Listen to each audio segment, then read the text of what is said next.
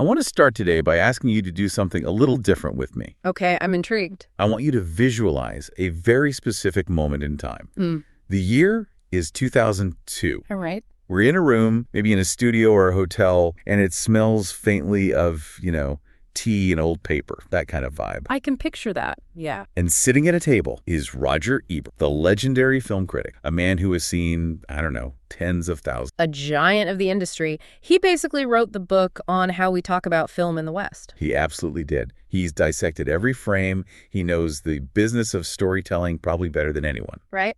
And sitting right across from him is Hayao Miyazaki, the creator of Spirited Away, and you could argue he's the greatest animator in history. I don't think you'd get much argument there. A man who builds worlds that feel somehow more real than our own. So you have these two titans of storytelling from completely different cultures sitting in a room. A proper summit meeting?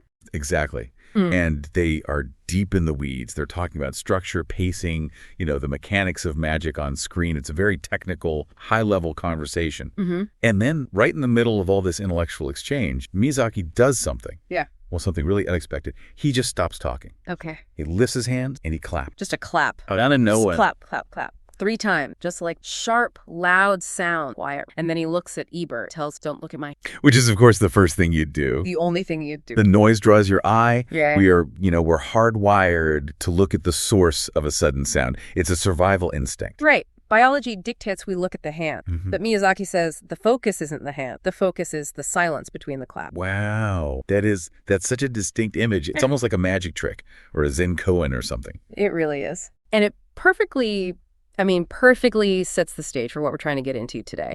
Because usually when we consume stories, whether it's the latest blockbuster, a really dense literary novel, or even just, listening to a friend tell you about their weekend, we are obsessed with the claps. Totally. We're hyper-focused on the action, the noise, the plot points. There's a big moment. The explosion, the big kiss, the lawyer slamming the objection on the desk, the dragon breathing fire, all the claps. Precisely. We are, you could say, addicted to the stimuli. But today, we're going to try to do the inverse. We're going to consciously ignore the noise to stare into the silence. We're looking at the space between the action. Because according to the source material we've pulled for this deep dive, which is anchored by this really brilliant, comprehensive structural breakdown by Diane Callahan, the writer, that silence, that's where the actual story lives. So we're exploring a concept that feels, completely counterintuitive to everything we're taught about efficiency in the modern world. Oh, absolutely. We're taught to optimize, to cut the fluff, get to the point. But today, we are making the argument that the point is the fluff. We're looking at this Japanese concept of ma.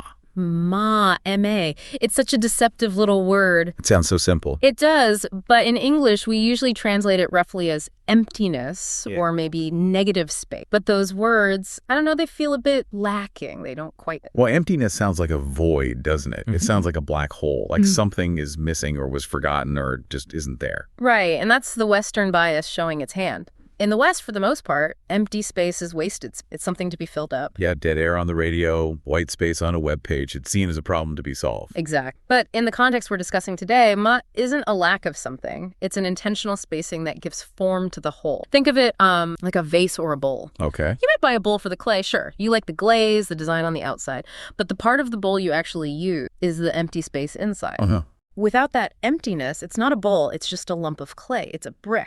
That's a really strong mental model. The usefulness comes from the nothingness. The emptiness holds the substance, what makes the object functional. So today, we are looking at how this useful emptiness applies to fiction. We're going to be dissecting the power of quiet moments. And we have a pretty heavy stack of case studies to get through. We do. Yeah. We aren't just theorizing here. We're looking at the evidence We're going to dig into Haruki Murakami, the sort of sci-fi horror of Jeff VanderMeer. The quiet Irish melancholy of Claire Keegan and the Cold War grit of John le Carre. A real murderer's row of authors. It is. And the mission here is to solve a paradox. We want to figure out why doing nothing in a story is often the most important, the most powerful thing a character can do. Right. We want to see how that intentional emptiness, that makan, actually creates more realism, more psychological depth, and more humanity than, 100 pages of nonstop action ever could. It's really about understanding that the pauses are where the characters breathe. And if the characters don't get a chance, the reader suffers. It's funny you frame it as a paradox because doing nothing really does sound like a criticism, doesn't it? If I came to you and said, hey, I just read this book, the characters mostly just sit around eating cucumbers and staring at puddles. Yeah. You probably aren't rushing to the books. No, you'd think it sounds, well, boring. Exactly. Boring. And that is the primal anxiety every creator feels. In our primary source material, Miyazaki actually critiques this Western style of storytelling very explicitly. He talks about the fear of the bore. The fear of the bore. There is this immense commercial pressure to have constant motion. You look at modern cinema, I mean, the average shot length is, what, 2 or 3 seconds? You look at TikTok, if you don't hook someone in the first half second, they're gone. They just swipe. It's the attention. We are terrified of losing the audience for even a single second. Exactly. And Miyazaki uses this roller coaster analogy, which I found really, really insightful. He says if you keep the tension at, say, 80 degrees all the time. Right, nonstop thrills. You don't actually get excited. You just get numb. It plateaus. That makes total physiological sense. If you are on a roller coaster and it never goes down, if it never slows for that climb up the next hill, the anticipation. Yeah, you lose the anticipation. It's just constant wind in your face. Eventually, you'd stop screaming and you'd start checking your watch. It's sensory adaptation. It's a real neurological thing. If everything is a scream, then nothing is loud. You need the whisper to make the scream feel impactful. Miyazaki argues that if you just have nonstop action with no breathing space, just busyness. It's just noise. It's just noise. But if you take a moment, if you embrace that then the tension that is building can grow into a wider dimension. It gives the audience permission to actually feel something. So these boring parts aren't mistakes. They're not bad pacing. They're actually structural engineering. They're the release valve that stops the whole engine from exploding. They are the load-bearing walls of the narrative. And what we're going to find as we go through these examples from, eating cucumbers to looking at a dirty swimming pool is that these moments aren't empty of meaning. They're just empty of plot. Okay, plot utility. That's a key phrase you just used. I want to double click on that. Could we define that for everyone listening? Sure. Plot utility is basically when a scene exists solely to move piece A to position B on the story's chessboard. So the detective finds the gun. So he can shoot the villain later. Or the lovers have an argument so they can break up and date other people in Act 2. Every line of dialogue, every action serves the machine of the plot. It's very transactional. Extremely transactional. Ma is when the machine stops. The scene isn't trying to sell you on the next scene. It's just letting the characters exist for a moment in their own space. So let's go back to Miyazaki for a second to really ground.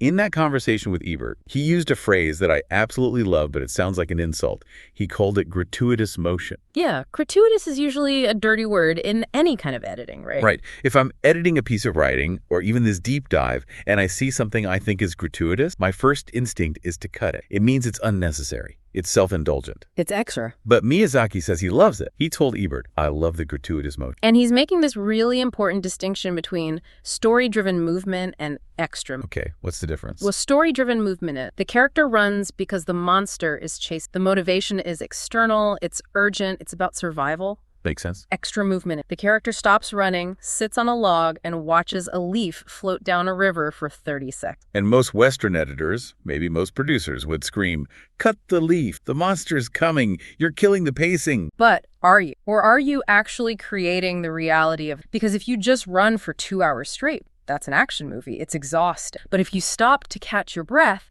and you suddenly realize how loud the silence of the forest is... That's horror. That's suspense. That's reality. Miyazaki says that extra stuff is there to give a sense of time and a sense of place and a sense of who the character is outside of the crisis. Right. It's interesting, when he explained Ma to Ebert asked him if it was like pillow in Japanese. Pillow. That sounds so cozy. It does. And pillow words are these little sort of bridging words. They exist purely for rhythm and for tone, not necessarily for conveying information. But Miyazaki said, no, it's not quite that. Ma isn't just a bridge. It's deeper. It's the silence between the claps. It's the breath that allows the next clap to happen. It's the canvas that allows the paint to exist. It's fundamental. The source material we're working from points out that authors, especially newer ones, are just terrified of this pause. They rush scenes. They want back-to-back dialogue. They want that efficiency. It's that snappy Aaron Sorkin walk and talk energy, but all the time. Yes. And that can be great, but it's only one gear. It's the fear of the lull. The fear that if the reader isn't being actively entertained for even 1 second, they will close the book. And maybe find their phone. But Diane Callahan, in her analysis, argues that when you rush, you lose reader connection. You lose those crucial moments of real humanity. A quiet moment, she says, is a scene that resists the urge to serve a specific purpose beyond simply existing. That's a pretty heavy concept for a discussion about storytelling. It is, but think about your own life for a second. Do you only exist when you are actively working? Do you only exist when you are solving a crisis? Or do you also exist when you're just staring out the window waiting for the coffee to brew? I'd argue the window staring is when I'm most myself. That's when I'm not playing a role. I'm not the host or an employee or whatever. Exactly. That's when the mask. When a character is performing for the plot, they are a soldier, a lover, a spy, a detective. They're a function. They're a tool. But in the Ma, they are just human. And that is where we, as the audience, actually fall in love with them. 100%. We don't love characters for how they save the world. We love them for how they drink their... Okay, so that's the philosophy. That's the high-level view from 30,000 feet. But I want to see the mechanics of this. I want to get on the ground and see what Ma looks like on the page, word by word. Let's do it. And our first example is, honestly, it's one of the most oddly specific and unforgettable scenes I've ever encountered in literature. We are going to talk about cucumber. The famous cucumber scene from Haruki Murakami's Norwegian Wood. Now, I've read this book, and it absolutely devastated me. It's a tough read. But for those who haven't, some context is really key here. Norwegian Wood is not a light beach read. Heavy. Very. It's a novel about suicide and depression and grief and the turbulence of growing up in Japan. It's incredibly atmospheric and often quite. And our protagonist is a college student named Toru. In this specific scene, he's doing a favor for a friend of his, a woman named Midori. He's volunteered to watch her dying father at the hospital so she can get a break. So the stakes are immediately high. Extremely high. You have a dying father, a cancer ward, a stranger watching a stranger. The clock is ticking on this man's life. So you'd expect a profound conversation about death, right? You'd expect the father to wake up and give some sage, life-altering advice. The Hollywood deathbed moment. The secrets are revealed. There's weeping, the passing of the torch, something dramatic. But Murakami gives us a snack break. Toru decides to eat a cucumber. And the text doesn't just say he ate a cucumber. The level of detail is almost aggressive. It feels like you're reading a recipe or watching a cooking show. It's a ritual. He describes the whole process. Toru says, "I'm going to eat some cucumber if you don't mind." The father, who is barely conscious, doesn't answer. So Toru goes to the little sink in the room. He washes 3 cucumbers. He dribbles a little bit of soy sauce into a dish. He doesn't just bite into it like an apple. He wraps the cucumber in nori, in seaweed, and then dips it in the soy sauce, and then eats it. And then he says this line to the dying man. He says, "Fresh, simple, smells like life. Really good cucumber." Smells like life. In a room that must smell like death and antiseptic. That is the hinge of the entire scene. It's such a weird thing to say about a vegetable. I've never thought a cucumber smells like life. No, but it's the contrast he makes. He actually compares the cucumber to kiwi fruit. He says cucumbers are far more sensible food than... Which I have to say I disagree with on a personal level. Kiwi is objectively more exciting. Of course it is. It's sweet, it's tart, it's got those little crunchy seeds. But that's exactly Murakami's point. Kiwi is exotic. Kiwi is intense flavor. Kiwi is plot. A cucumber is just hydration. It's crunch. It's basic, fundamental existence. It's green. The smell of the earth. It is the most neutral, grounding food you could possibly have. Okay, that makes sense. Anti-drama. It is. And then the soundscape kicks in. The text describes the lilt of cucumbers crunching, echoing in the sick room. The word lilt there is so good. It implies a rhythm, a little song. Yeah. And I can hear that crunch. It's such a crisp, wet sound. Yeah. And in a hospital room, which is usually so quiet, so sterile, where you just hear the hum of machine, that crunch must sound like a gunshot. So loud. It cuts right through the sterility of death. It disrupts the hospital time and reintroduces living time. And then eventually Toru offers some to the father. He asks if he wants some water or maybe some juice. The father just says... So now they're doing it together, this ritual of crunching. Yes. Toru cuts a little bite-sized, wraps it in the nori, dips it in the soy sauce, and feeds it to this dying man. The man crunches down, and after he swallows, Toru asks, "Good, huh?" The father. And then Toru delivers the thesis statement for the whole scene. He says, "It's good when food tastes, it's kind of like proof you're alive." That is the ma. Yeah. Right there. Yeah. That is the moment where the entire plot of the novel just stopped. There is no narrative reason for this scene to exist. It doesn't cure the cancer. It doesn't reveal a secret will. It doesn't fix the complicated relationship between Toru and Midori. It does nothing for the plot. Nothing. But it bonds 2 strangers over the most basic sensory experience of being a biological organism that to live. Proof you're alive. Yeah. It's so simple. It's like Descartes, but with vegetables. I crunch, therefore I am. You can taste the soy sauce, therefore you are not dead yet. Exactly. It reduces life to its absolute most fundamental denominator. It's not about love or legacy or God. It's about something. And the father dies shortly after this, right? He does. He dies the following. Toru never's alive. But the impact of that quiet strain, Toru reflects on it later. He says, I still have a vivid memory. Tiny crunching he made when he chewed his of cute. The tiny crunching. That is what remains. Not a profound speech about the meaning of life, just... It's fascinating because if you were writing the Hollywood movie version of this, you'd want the drama. You'd want the tears and the big confession. But Murakami is arguing that grief isn't usually about the big speeches. Not at all. It's about remembering how someone drank their coffee or how they laughed at a bad joke or, in this case, how they chewed. It's the small, specific sensory things that haunt us. It grounds the grief. It makes it specific and real. If Toru just said, I was sad when her father died, we, as readers, we wouldn't feel it. But because he remembers the crunch, we feel the absence. The world is now a little bit quieter. And it creates this incredible theme of shared aliveness. For just a moment, in that hospital room, the giant shadow of death was pushed back by the crunch of a simple vegetable. That's the power of... I love that term, sensory. Using the physical senses, sound, touch, to create a pause, to anchor the reader and the character in the physical world. Exactly. Okay, now, I want to pivot to a very, very different kind of environment. We're going to move from a hyper-realistic hospital room to a place that completely defies logic and physics. We're moving to Area X. Jeff VanderMeer's Annihilation, a modern sci-fi, and a very... For listeners who haven't read this one, Annihilation is intense. It's about a group of 4 women who are sent on an expedition into this zone called Area X, where nature has gone, well, it's gone wrong. Or maybe it's gone right, we don't know. It's reclaimed everything. Yeah. There's existential dread, there are monsters, there are doppelgangers, there are things that simply cannot be explained. The tension is almost always at that 80 degrees Miyazaki warned about. It is a stressful book to read. It is a high-stress environment, to put it mildly. The narrator is known to us only as the biologist. And when we meet her in this moment, she is exploring this otherworldly tower, or maybe it's a tunnel, that's descending deep into the earth. It is terrifying. Every step feels like it could be her last. The air is thick, the walls are breathing.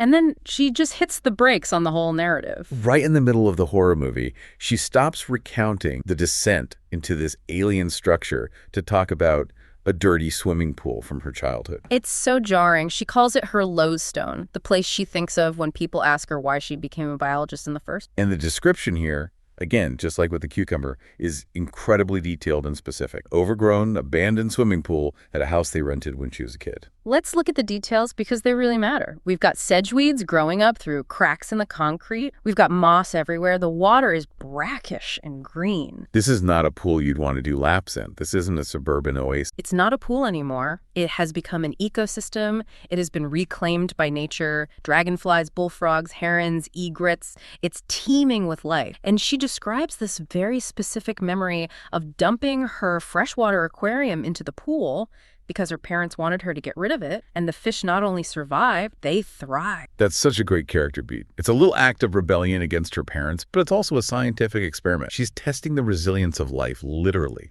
And notice the contrast the source material points out here. Inside the house, her parents are doing bold, messy things, which is a great euphemism for, loud human conflict. Arguments, drinking, drama, people stuff. Exactly.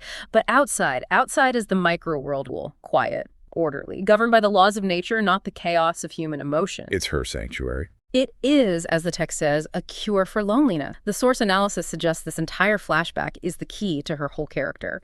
It explains why she is the way she is, emotionally distant from humans. She doesn't connect with her parents. She says she doesn't really connect with her peers, but she connects deeply with ecosystems. She understands the frogs better than she understands her own mother. Precisely. So, structurally, why put this scene here? Why break the tension of the monster story to tell us about some pond scum from 20 years ago? Feels like a huge risk, pacing-wise. It is. But without it, she's just the camera. She's just our eyes in Area X. If the author had just written, I am a loner who prefers nature to people, we would have nodded and moved on. It would be exposition. Information, not emotion. Right. But by making us sit by that pool with her, by making us see the water gliders and the aquatic beetles and the way the reeds move in the wind, we feel that solitude. We understand her. We understand that for her, the wild isn't scary. People are scary. The wild is safe. That completely reframes the entire book, because Area X is all wild. So maybe she's not as scared as we, the readers, are. Maybe she feels at home there. That's the implication. And then comes the heartbreak. Because, of course, they have to move. Parents lose the house or just move on for work. We're not sure. And this is where the Ma creates the emotional stakes for the character. She talks about the trauma of moving away.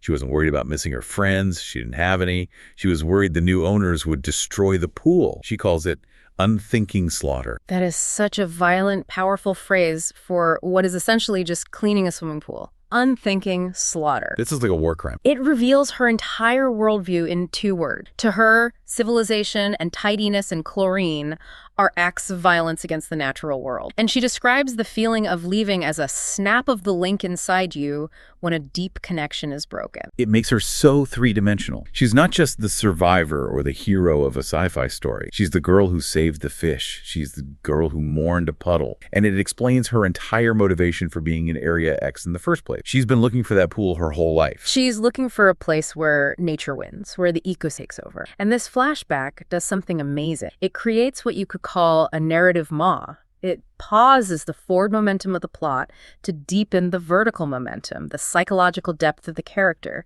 It stops the roller coaster so we can look at the passengers and understand why they got on in the first place. So we've got sensory Ma with the cucumbers proving we are alive. We've got narrative Ma with a dirty pool proving who we are. Now I want to look at a different, maybe more subtle kind of Ma, internal Ma. Okay.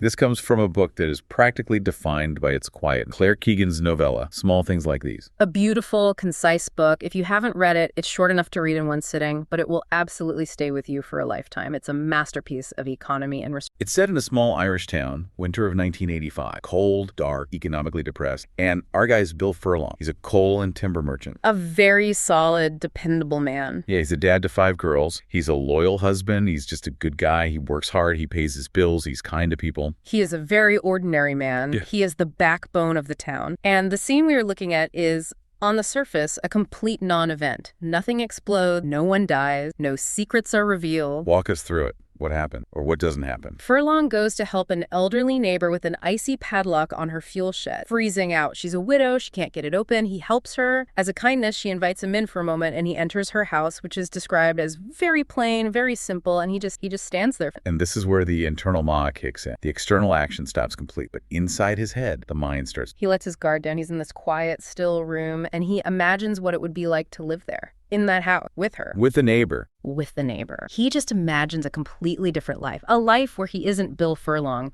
the coal merchant with a wife and 5 daughters, and all the responsibility that comes with that. He wonders if this wandering eye is blood, because his own father was unknown, someone who maybe upped suddenly and took the boat for England. So he's standing in this plain room, maybe holding a cup of tea or something, and in his head, he's just completely dismantling his entire reality. He's trying on a different life like it's a coat. Yes. But, and this is absolutely crucial, look at the external interaction. It's mundane.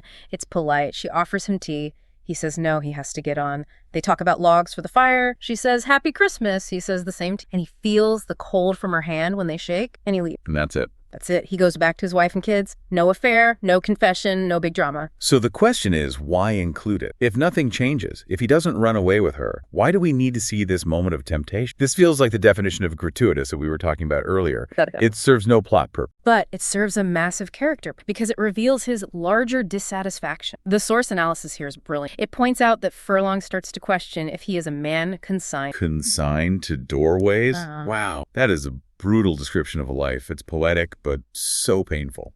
It implies he's always on the outside, or he's always in transition, never fully settling down. He's always delivering the coal, but never getting to sit by the fire himself. The Ma here, this quiet pause, fantasizes about another life. It creates the space for the reader to see the temptation. We see that his loyalty isn't just a default setting, it's an act. That's a really key distinction. If he never even thought about leaving, then his staying isn't that impressive. It's just inertia. It's the path of least resistance. But because we see him, think about it, because we see him feel the cold of her hand, that tiny sensory detail again, we realize that he is actively choosing his life every day. He chooses to go home. Exactly. We are defined by the ordinary fleeting decision, not just the high-stakes life or death drama. The fact that he walks away from that door and goes back to his own is the cure. But we wouldn't understand the moral weight of that if we hadn't spent that silent moment standing still with. It really highlights that idea that Ma is where the truth lives. In the action scenes, in the dialogue, we wear masks, we are doing what we are supposed to do, saying what we're supposed to say. But in the quiet moments, when we are just staring at a padlock or standing in a strange kitchen,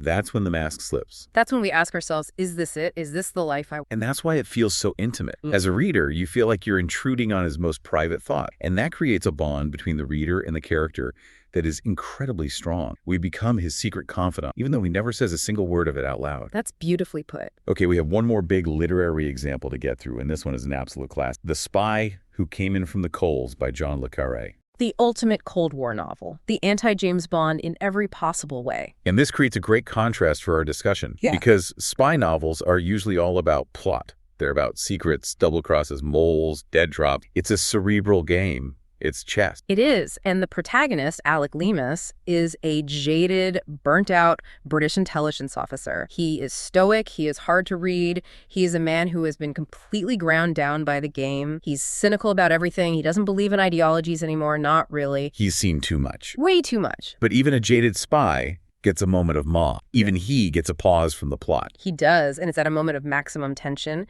Leamas is waiting for a high-stakes message. The whole operation depends on it. Lives are on the line. If he messes up, people die. It's peak stress. So what does he do? He decides to go for a walk and he sees a girl. And she's feeding seagulls. Just a normal person doing a normal thing. She is throwing bread to the sea, and the text describes the wind in her hair and the arc of her body like a bow strung towards. That is some beautiful writing. But surely a spy of his caliber shouldn't care about this. He should be checking his perimeter, looking for tails, being paranoid. A good spy wouldn't care. A machine wouldn't care. But Leamas watches her, and he has this profound epiphany. He realizes what he has been missing all these years. The text says he realizes it was the caring about little things, the faith in ordinary life. The faith in ordinary life. That hits hard because the spy world is extraordinary, but in the worst possible way. It's a world of lies and death. And then le Carré uses this phrase that I think sums up our entire episode today. He calls it a respect for triviality. Respect for triviality. Yeah. It sounds like a contradiction in terms. Triviality is supposed to be unimportant by definition. But Leamas realizes that the spy game, the Cold War, has stripped him of his humanity precisely because it has stripped him of the trivia. He isn't allowed to just feed birds. Everything has to have a purpose. Everything has to be part of an operation. Every conversation is an interrogation. If you offer someone a cigarette, it's a tactic to build rapport. Nothing is just what it is. So watching this girl, it's like watching a different species. A species that is allowed to just be. A species that can throw a piece of bread at a bird just because they want to see the bird eat. No other motive. Exactly.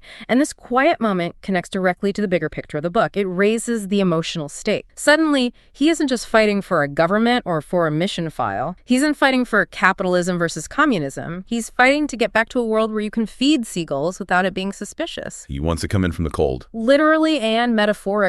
He wants that warmth of the trivial. The source analysis says this is the emotional core of the entire book. Without this quiet moment on the beach, Leamas is just a cog in a pawn, but because of this moment, he becomes a tragic figure who is desperate to reclaim his soul. It's just amazing how these small, seemingly insignificant moments, eating a cucumber, looking at a pool, staring at a neighbor, watching a girl feed bird, they are the hinges that the huge doors of the story swing on. That is a beautiful way to put it. They are the hinges. They're small. You might not even notice them, but they carry all the weight. If you remove them, the door just falls flat on the ground. So we've looked at the masters. We've seen how they do it.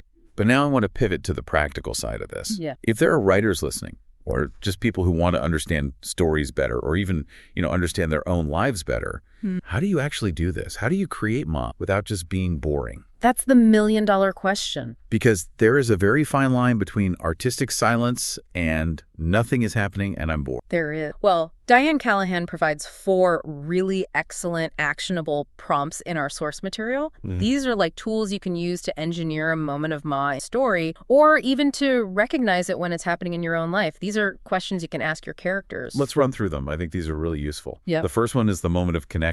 This is where you take 2 characters, maybe even 2 characters who are in conflict, and you have them talk about something completely unrelated plot. You ask, what do they have in common that has nothing story? Like the cucumbers, Toru and the dying father have nothing in common. Different generation, total strangers, one is dying, one is living, but they bond for a minute over the simple, shared pleasure of the crispness of a vegetable. Exactly. If they had talked about the daughter, Midori, or about the illness, it would have been plot. But talking about cucumbers is connect. It reveals a shared humanity. It lowers the defenses. It shows that beneath whatever roles we play, we are all just people who get hungry and like it when... Okay, that's a great one. Second prompt, the moment of curiosity. This is about letting a character explore something just because they are curious. Not because it's a clue, not because it will help them later, like the biologist in her pool.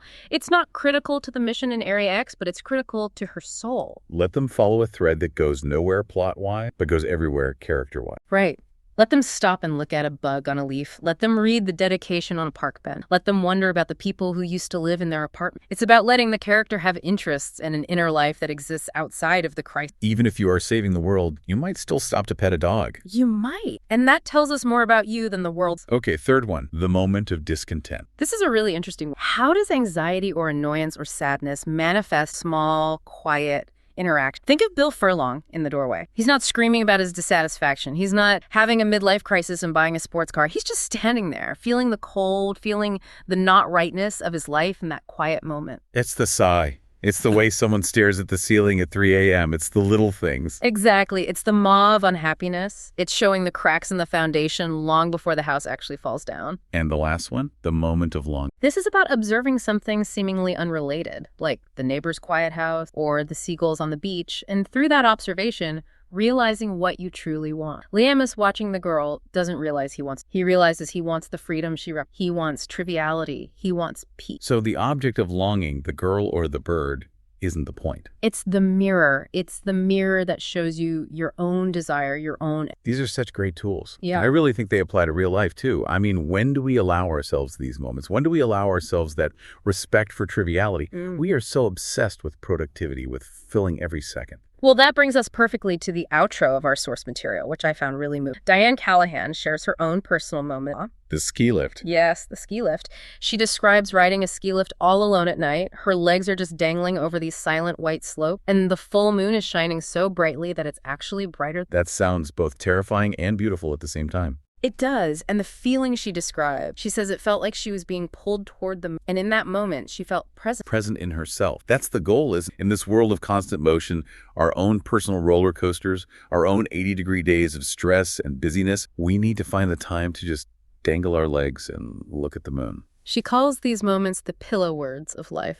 Which brings us right back to the Miyazaki interview. Even though he said Ma wasn't exactly the same as pillow words, the metaphor holds up so well. They're the soft places where the story of our lives can rest. They are the proof of life. Without them, we are just rushing toward and we all know what the end is. There's no suspense there. So here's where we want to leave you today. We want to leave you with a bit of a challenge, a provocative thought to take with you into your... We want you to try and reflect on your own life as if it were a novel. If you were a character in a book right now, and the chapter is called Today, Where Would the Mob? Where is your quiet? What is the seemingly insignificant interaction? The crunch of a cucumber, the cold of a hand, the way a puddle looks after the rain, that actually explains who you are, what you're feeling right now. It's probably not the big meeting you had at work. It's probably not the important email you sent. It might be the way you paused to watch the rain hit the window, or the specific taste of your coffee this morning and the memory it triggered. Our challenge to you is this: find the emptiness, find the silence between your own claps, because that's where the real story's happening. Absolutely. Don't fear the pause. Embrace the lull. It's where you'll find yourself. Thanks for diving deep with us today. We'll see you next time.